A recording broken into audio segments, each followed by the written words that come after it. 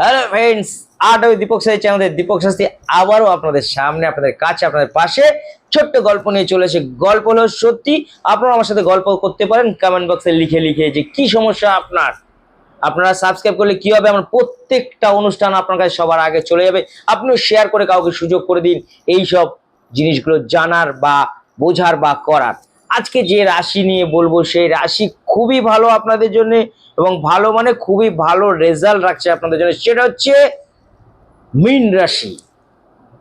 এই মীন রাশি ফাটাফাটি এই সময় রেজাল্ট হবে। 17ই আগস্ট থেকে আপনার শুরু হচ্ছে, অক্টোবরের 22 তারিখ পর্যন্ত আপনাদের খুবই ভালো রেজাল্ট হবে। যারা পরীক্ষায় ভালো রেজাল্ট করতে পারছিল না তাদের পরীক্ষায় রেজাল্ট হবে, যাদের এতদিনের স্বপ্ন পূরণ হচ্ছিল না তাদের স্বপ্ন পূরণ হবে, যাদের এই সময়টা খারাপ চলছিল হঠাৎ করে ভালো হয়ে যাবে। আপনার অনেক দিনের পুরনো বন্ধু যারা ছুটে চলে গেছে তারা আবারও আপনার সাথে নতুন করে যোগাযোগ করবে। আপনার অনেক দিনের আশা এই চাকরিটা করব, সেই চাকরি আপনার চলে গেছিল, পুরনো চাকরি ফিরে আসবে। আপনি নতুন করে একটা ব্যবসা করবে চিন্তা করেছিলেন, আপনার আবারও নতুন ব্যবসা এই সময় শুরু হবে। এই সময় আপনাদেরকে বলবো লটারির প্রাপ্তি যোগ আছে।